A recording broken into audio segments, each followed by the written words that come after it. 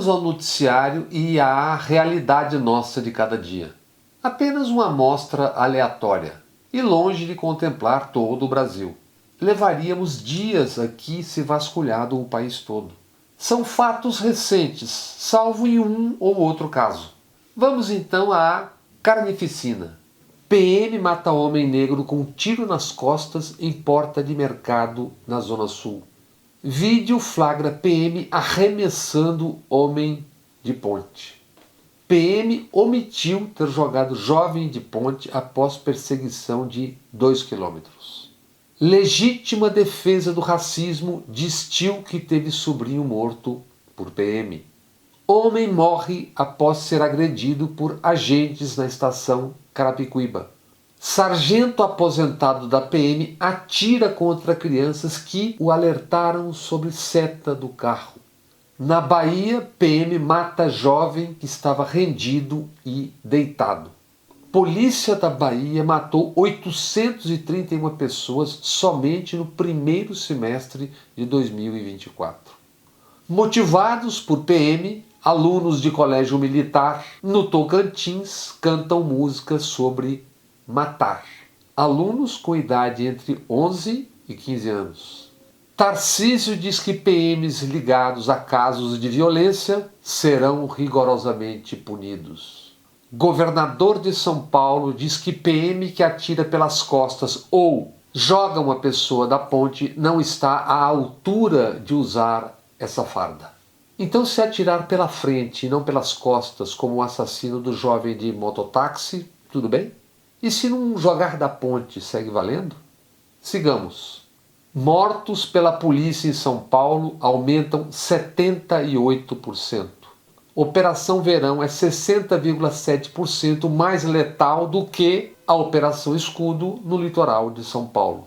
Operações Escudo e Verão. 1 ano de violência e letalidade, 84 pessoas mortas e evidências de execuções sumárias e tortura. Ouvidoria da polícia aponta 12 assassinatos pela PM na Baixada Santista. Ouçamos e vejamos o governador Tarcísio à época. Então, sinceramente, nós temos muita tranquilidade com relação ao que está sendo feito. E aí o pessoal pode ir na ONU, na Liga da Justiça, no raio que o parta, que eu não estou nem aí. 17 de outubro de 2022, campanha para o governo de São Paulo. Policiais e agentes à paisana faziam a segurança de Tarcísio de Freitas. Tarcísio estava num evento em Paraisópolis, zona oeste de São Paulo. Seguranças de Tarcísio mataram a tiros Felipe da Silva Lima, 28 anos, que estava em cima de uma moto em companhia de um certo Rafael. Uma equipe da Jovem Pan que lá estava produzia ao mesmo tempo reportagens para a Jovem Pan e para a campanha de Tarcísio de Freitas. Por isso, um dos cinegrafistas filmou parte da ação em seguida aos tiros. Rafael fugiu, Felipe ficou estirado no chão, morto. E, mostrava a imagem, ele não tinha arma alguma ao ser morto pela segurança de Tarcísio. Um agente da BIM, Fabrício Cardoso, estava licenciado para trabalhar na campanha de Tarcísio de Freitas. E foi o agente quem deu uma ordem ao cinegrafista da Jovem Pan para apagar as imagens. Dias depois, no último debate da eleição na Globo, o candidato Fernando Haddad acuou Tarcísio com este assunto, questionando-o sobre os indícios da execução de Felipe. Visivelmente nervoso, Tarcísio buscou escapar de perguntas sobre a suspeita de execução. O que está acontecendo com a polícia brasileira? Questionou a mãe de um estudante de medicina morto pela PM aos 22 anos. O estudante, peruano como os pais, era Marco Aurélio Cárdenas Acosta. A mãe, médica, assim como o pai do estudante, é Silvia Mônica Cárdenas Prado. Ela trabalha para o governo de Tarcísio, de São Paulo, a quem cobrou pela morte do filho. Porque es un fracaso del gobernador del estado de Sao Paulo que permita que maten a sus ciudadanos. Señor gobernador, tenga la decencia, la dignidad, así sea hombre, de pedirme disculpas porque el dolor que yo siento va a ser hasta el día de mi muerte. E aí, pela primeira vez, o governador se dirigiu publicamente à família de um morto pela sua polícia. O fez porque eram médicos e porque Marco Aurélio era um estudante de medicina. E não, como na matança habitual, um PPP, preto, pobre, periférico. Exemplos: em 2021, 47 mil assassinados no Brasil. 78,5% deles eram negros. 2022, foram assassinadas 46.409 pessoas no Brasil. 76,5% delas eram pessoas pretas ou o que chamam de pardos. De fato, queremos entender esse genocídio à brasileira? O historiador Luiz Felipe D'Alencastro tem ensinamentos, com fatos. Vamos a dois deles. Em 1849, o Rio de Janeiro, capital, tinha 260 mil habitantes.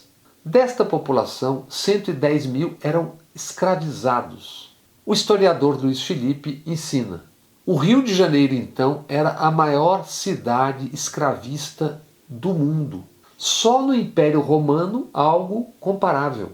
Império Romano, como se sabe, desde antes até 476 anos depois de Cristo.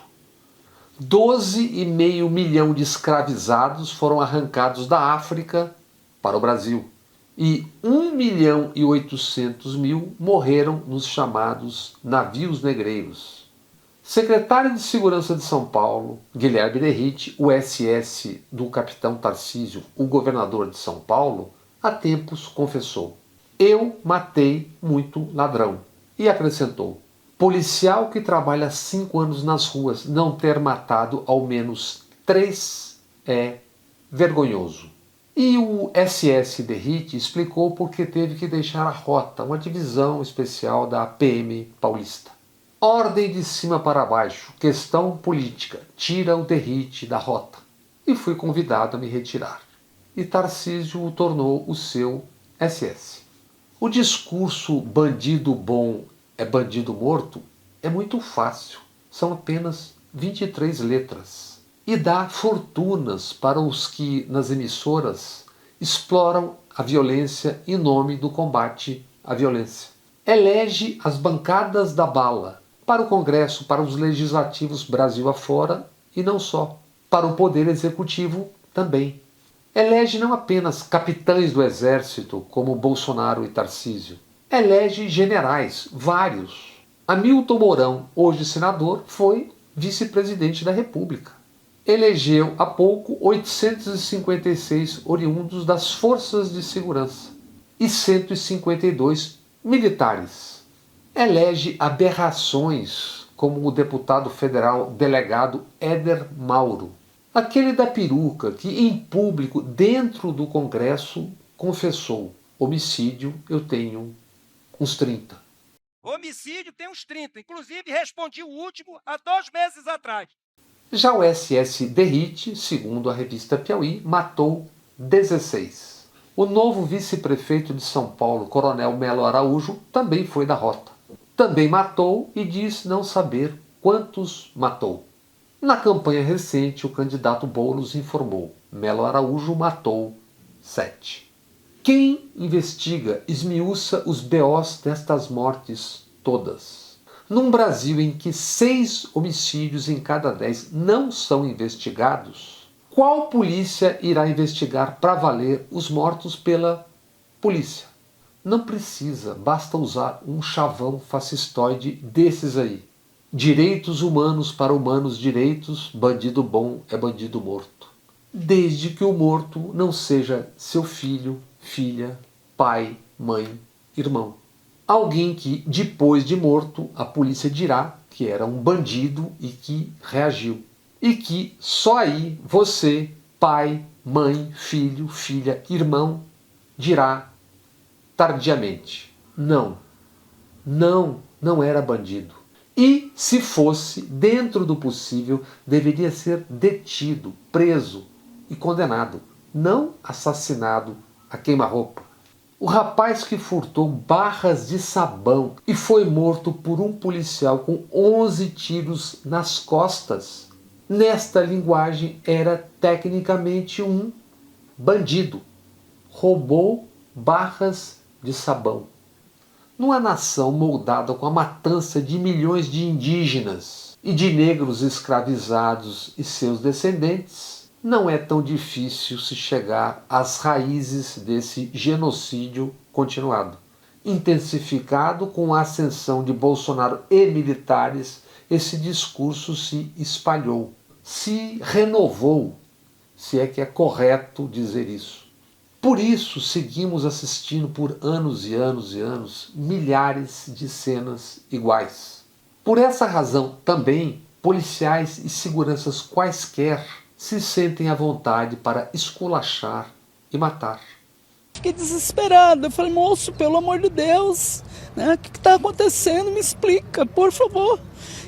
E eles não me respondiam nada. Eu falei, por favor, me explica. E aí ele tacou o cacetete na minha cabeça. Que risco a senhora vai oferecer para uma centena de policiais? Eu sou uma senhora, jamais poderia ser agredida por um homem, e principalmente ele fardado. Não falamos, óbvio, evidente, de policiais que morrem e matam em combate. Falamos dos que usam fardas ou distintivos para esconder seus crimes, e infelizmente não são poucos. E a ascensão da extrema-direita verde e amarela se dá cevada e articulada exatamente nesta violência. Quando um governador como o capitão do exército, Tarcísio, diz não tô nem aí para denúncias sobre 84 mortos pela sua PM... Agora, qual é a efetividade da Câmara Corporal na segurança do cidadão? Nenhuma. Muita matança e muita violência depois, o governador de São Paulo, Tarcísio de Freitas, recua e diz que estava errado na questão das câmeras. Quando o governador Caiado de Goiás, com toda aquela prepotência, assegura a minha polícia não vai usar câmera no uniforme, o que se tem mais do que autorizações são ensinamentos e, portanto, um aprendizado para as forças de segurança, sejam quais forem, militares ou não. E elas aprendem que podem tudo. Para Walter Benjamin, filósofo e ensaísta da primeira metade do século XX, há duas violências. A violência que funda e instaura o direito e a violência que conserva o direito e o poder. Revoluções se valem da violência fundadora. Já o fascismo exercido pelo Estado é a violência que conserva o poder. Outro francês, franco-argelino e também filósofo, Jacques Derrida, morreu em 2004. Derrida, professor na Sorbonne, entre muitas obras, escreveu sobre violência policial e ensinou, por exemplo, antes de ser ignóbil em seus procedimentos, na Inquisição inominável a qual se entrega sem nenhum respeito, a violência policial, a polícia moderna, é estruturalmente repugnante. Imunda por essência em razão da sua hipocrisia construtiva. Para Derrida, a polícia tem a função de conservar o Estado democrático. Mas ela mesma, a polícia, pode ser uma ameaça ao Estado democrático. E se a ameaça se concretiza como fato, o fascismo só é legal do ponto de vista do direito que o próprio fascismo instaura. Porque aí o fascismo abole e destrói o Estado de direito.